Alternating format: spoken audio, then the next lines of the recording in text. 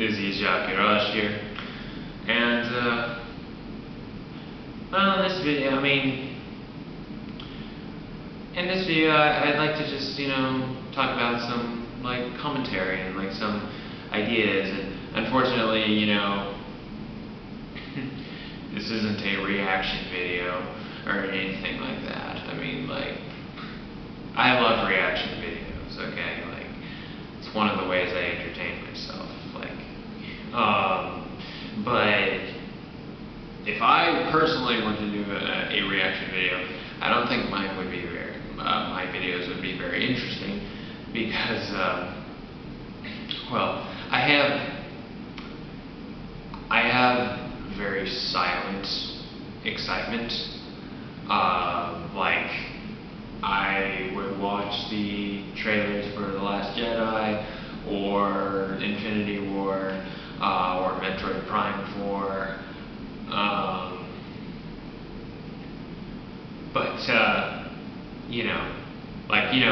The most, all my excitement is mostly in just how I move around, I'll start leaning forward, or if you were looking at my legs, you'd see that they would be bobbing up and down, like crazy, and maybe my eyes would be widened or something, but other than that, there's no just wow,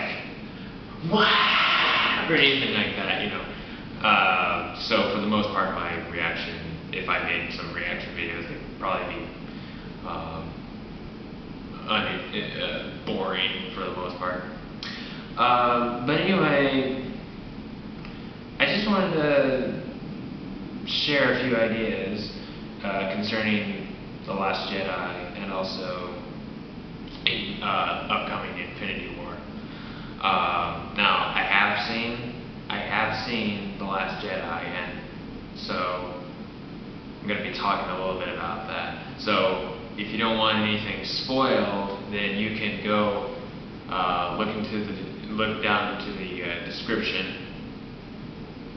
and click the link to where it skips this whole part in the video. So anyway, let's get down to business. So something I really didn't like, I'll just say, to be honest, I was pretty disappointed about how the Last Jedi ended up. I think maybe my biggest problem was how Snoke was portrayed as this big bad guy, this big supervillain in The Force Awakens, and then all of a sudden he is so abruptly and so easily and embarrassingly killed. And he takes his secret to the grave because you don't know who he is, where he comes from, and he's gone. It's just like that.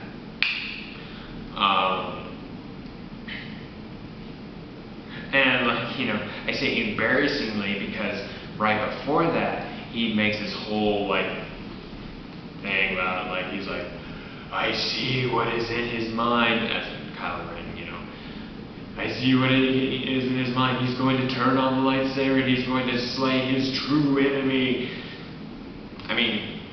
He wasn't wrong, but it was just,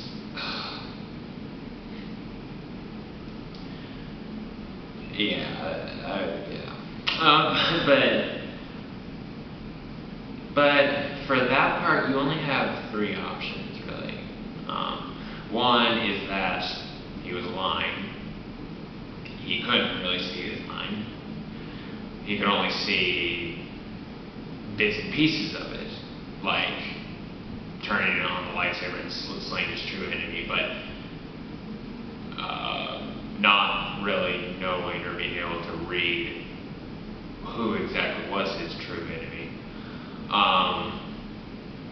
But then the second thing is that it's just he was telling the truth, but it was just a poorly placed line in the movie, or or just poorly written, and it just makes him look stupid and easily defeated and whatever. And like especially just showing how powerful he is, like and everything, and then just so like just cut in half so easily and everything.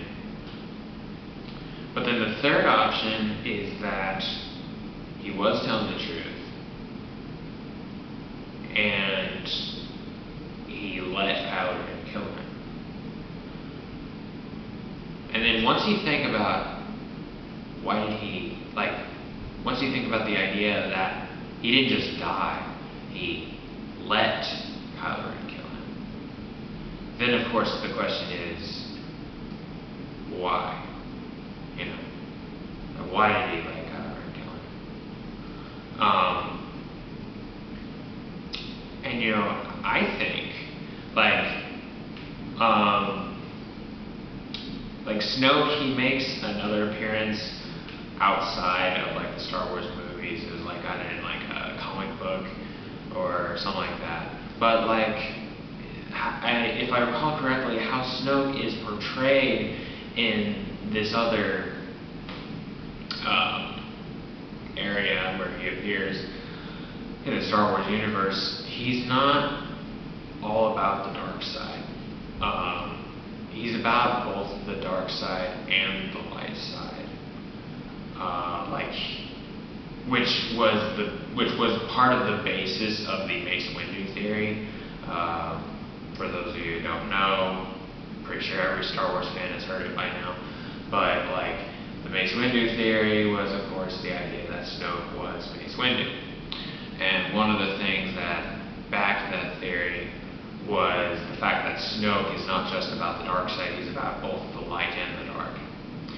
And of course, something about Mace Windu is that he practices, like he's primarily a light user, but he practices something called Bapad, which either channels the dark side, or it feeds off of the power of the dark side of your opponent, and sort of just throws it right back in their face. So in a way, it is using the dark side. And like, you know, even though Samuel L. Jackson, you know, requested specifically a purple lightsaber, it's interesting how his lightsaber is, like, the color represents his Force style or his use of the Force, because like both the light and the dark, blue and red, you get purple.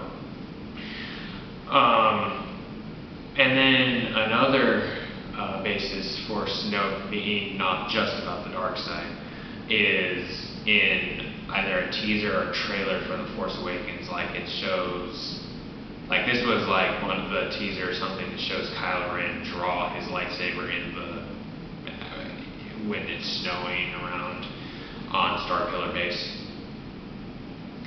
And Snoke is narrating, and like he says, like, I don't quite remember, but it was like, it ended with him saying something about the Force, and he says the dark and the light. So, you know, once again repeating that he's all about using both the light and the dark side, but still for evil purposes. And so, like, you know, I think it's like Kylo Ren kind of has this idea that he's supposed to just be drawn to the dark side, which, I don't know, it seems all very confusing and somewhat contradictory, but like, apparently he's not quite going like the way Snoke wants. And if Snoke wants him to be drawn to the light as well as the dark,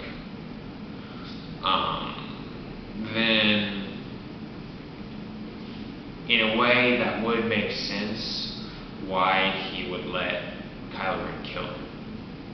Because, like, he is, you know, the source of the dark side in Kylo Ren's life. And so maybe he thinks that by letting Kylo Ren kill him, he like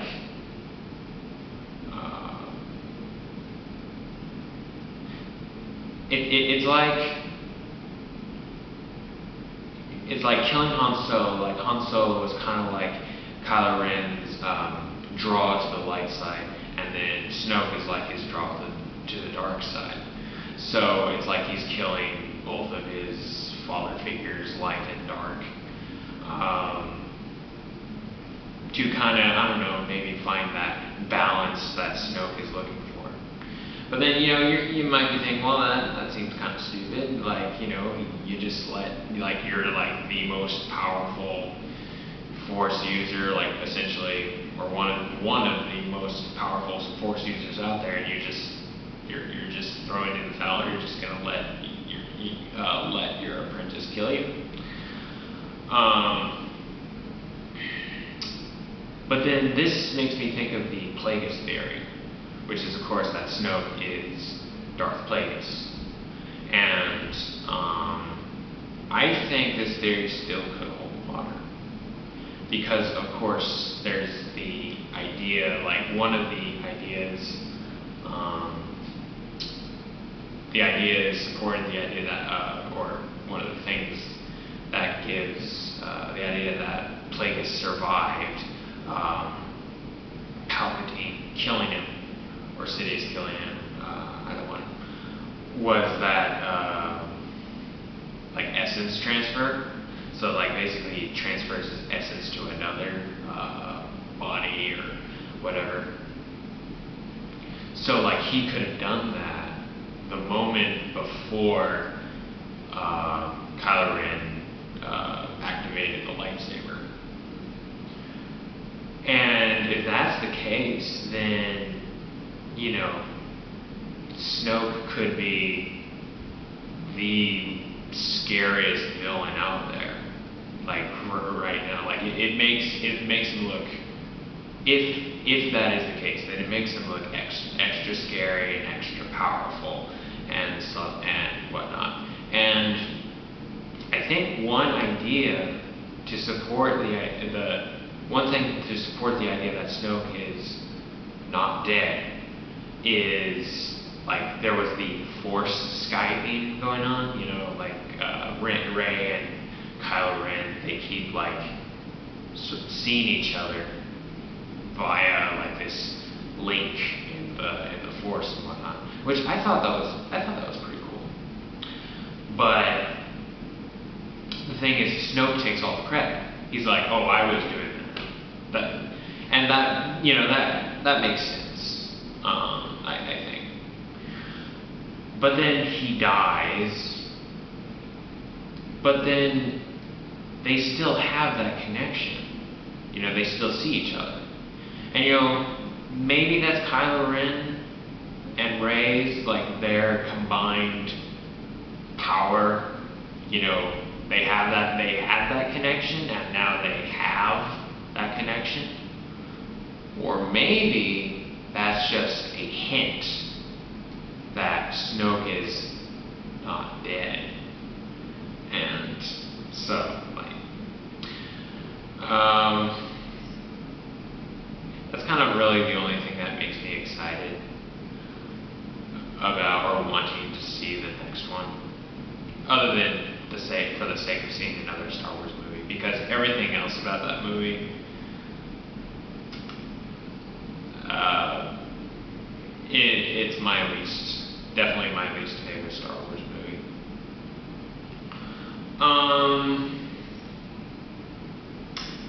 Now, that being said, I want to move on to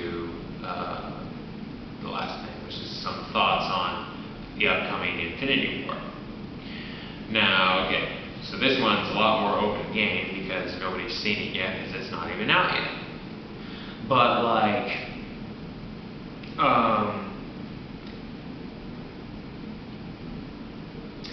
so I've seen the trailer, and it looks kind of scary. Like it looks like Thanos is going to, you know, Thanos is obviously this really big bad villain that beats everybody up. He's like, you know, pummeling Iron Man, and he's like grabbing Spider-Man by the throat, just forcing him down. And then this other, I think it was like some other leaked footage. It shows like Spider-Man is like laying on the ground, and it's kind of like his death scene or something. And then you see Iron Man, like, you know, there's like one or two shots of him, and he looks like, you know, this is like after a great disaster or something, like somebody's just died or whatever, or maybe everybody else is dead and Iron Man is like one of the few survivors. And you know, there's going to be like 2 Infinity War movies. And so this is how I was told by like somebody like how the idea is that in the first Infinity War movie, like most of the superheroes are killed, and in the second Infinity War trailer, then the rest of them manage to overthrow Thanos and use the Infinity Gauntlet to reverse time and bring all the heroes back. That being said, like this is how I think the first Infinity War trailer will end. And I think if it ends this way, it'll be super cool and super scary too. Because like, okay, so throughout the Infinity War trailer, it shows Thanos, he's collecting the Infinity Stones, of course. Like, you know, you see he's got the Power Stone, the Purple Stone, and the Space Stone, or the Blue Stone. And then you see him, like, he's got, it looked like Loki's scepter, but it might be just something else, but similar. And he's like extracting the Mind Stone, or the Yellow Stone, from Vision's forehead. And so it shows that he's going to get that stone too. So, and then there was other footage of Infinity War that wasn't in this one. Wasn't in the official trailer, but it was in the teaser. So in the teaser, you had this montage of all these different scenes from pre-existing Marvel movies, and then these lines from pre-existing Marvel movies. And then at the very end, I mean, it shows like bits and pieces before, but you don't know what it is. And then at the very end, it shows Thanos sitting on his throne in space or whatever, and he's got, you know, the Infinity Gauntlet, and he's got all 6 of the Infinity Stones, and he's in, you know, full armor gear and everything. He's looking all big, bad, and scary. And that's how I think the first Infinity War movie will end. I think it's going to end where most of the heroes, except for a select few, are, you know, they're killed. They're dead. They're killed off, or at least like Thanos wins. Like this is like round 1, and Thanos wins. And it's going to end. I think it's going to end with him getting all six of the Infinity Stones, and it's going to show that shot, or maybe something similar. And it's going to, you know, he's going to have all 6 of them, and then it's going to end, and it's going to, and you know, it's going to leave the audience in like this suspense, and like he's like, oh, Thanos, he's got all 6 now. It's like, how, like, it was bad enough when he didn't even have all 6, and now he's got all 6. You know, I think, I'm just guessing, maybe the heroes that survive are going to be like Thor and the Guardians of the Galaxy, because they're kind of more out in space and they might be observing the situation. And then maybe Captain Marvel. Like, I don't think I saw Captain Marvel in the trailer, but I think she was confirmed to be in Infinity War. Like, there was like, what, 68 or something, 68 characters in Infinity War. So yeah, if that's how it ended, like with him, showing him with all 6 Infinity Stones and the Infinity Gauntlet, full body gear, full armor, that would be super epic. No, I don't want to hold on to it. I don't want to give my hopes up, because I gave my hopes up for The Last Jedi, which was part of why I was so disappointed. The Last Jedi was actually the first Star Wars movie I'd ever seen where I was really pumped to see it. Because like 1 through 6, you know, I was 7 when The Revenge of the Sith came out. And I saw it in theaters. It was the first Star Wars movie I saw in theaters. And then Star Wars 7 comes out, Force Awakens, and there are a bunch of new characters that I'm not familiar with. And I'm just kind of like, okay, you know, that's kind of weird.